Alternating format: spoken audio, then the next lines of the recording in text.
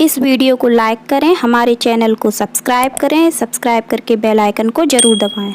Hello friends, welcome to my channel. आज हम सुनेंगे जया एकादशी व्रत की कथा और साथ में जानेंगे जया एकादशी व्रत का महत्व। तो चलिए फिर कथा सुनना प्रारंभ करते हैं। उससे पहले मैं आप सभी लोगों से बोलना चाहूँगी, यदि आपको मेरी कथा पसंद आए तो वीडियो को लाइक करिएगा, ज़्यादा से ज़्यादा शेयर करिएगा और साथ में हमारे चैनल को सब्सक्राइब भी करिएगा। तो चलिए फिर कथा सुनना प्रारंभ करते हैं। एक बार की बात है जब अर्जुन जी भगवान श्री कृष्ण से प्रश्न करते हैं कि हे भगवान, अब कृपा कर आप मुझे माघ माह के शुक्ल पक्ष की एकादशी का क्या महत्व है विस्तार पूर्वक बताएं। माघ माह शुक्ल पक्ष की एकादशी में किस देवता की पूजा करनी चाहिए तथा इस एकादशी व्रत की कथा क्या है, उसके करने से किस फल की प्राप्ति होती है, शीघ्र ही बताइए। भगवान श्री कृष्ण कहते हैं कि हे अर्जुन, माघ माह के शुक्ल पक्ष की एकादशी को जया एकादशी कहते हैं। इस दिन उपवास रखने से मनुष्य को भूत, प्रेत, पिशाच आदि की योनि से छुटकारा मिल जाता है। अतः इस दिन विधि पूर्वक उपवास व्रत करना चाहिए। हे अर्जुन, मैं तुमसे जया एकादशी व्रत की कथा कहता हूँ, ध्यान पूर्वक श्रवण करो। एक समय की बात है, नंदन वन में उत्सव का आयोजन हो रहा था। देवता, ऋषि, मुनि सभी उस उत्सव में मौजूद थे। उस समय गंधर्व गा रहे थे तथा गंधर्व कन्याएं नृत्य कर रही थीं। इन्हीं गंधर्वों में एक माल्यवान नाम का गंधर्व भी था जो बहुत सुरीला गाता था। जितनी सुरीली उसकी आवाज थी उतना ही रूपवान भी था। गंधर्व कन्याओं में एक पुष्यवती नामक नृत्यांगना भी थी। पुष्पवती नामक गंधर्व कन्या ने माल्यवान नामक गंधर्व को देखते ही उस पर आसक्त हो गई तथा अपने हाव भाव से उसे रिझाने का प्रयास करने लगी।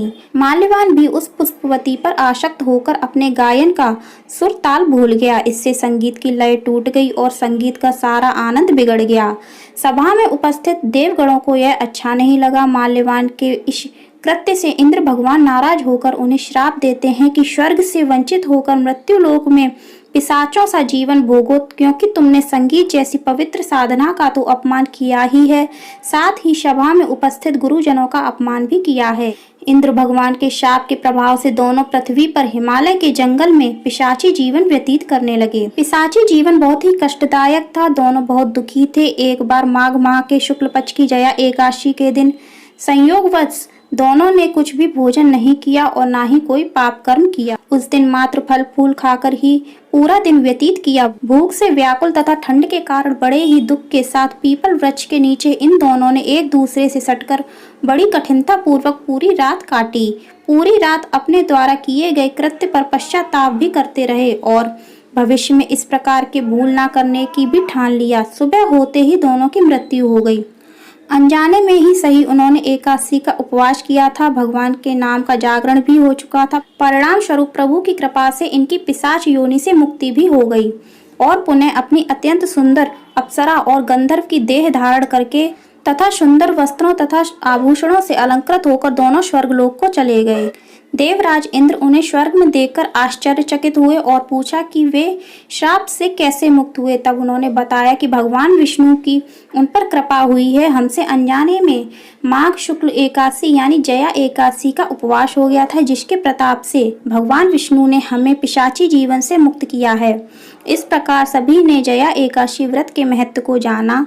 इस प्रकार स्पष्ट है कि विधि पूर्वक जया एकादशी का व्रत करने से भक्त को पूर्व में किए गए पाप कर्मों से मुक्ति मिल जाती है। तो फ्रेंड्स, ये थी मेरी कथा। आपको कैसी लगी प्लीज़ कमेंट करके जरूर बताइएगा। पसंद आई हो तो लाइक करिएगा और ज़्यादा से ज़्यादा शेयर करिएगा और साथ में हमारे चैनल को सब्सक्राइब भी करिएगा। धन्यवाद।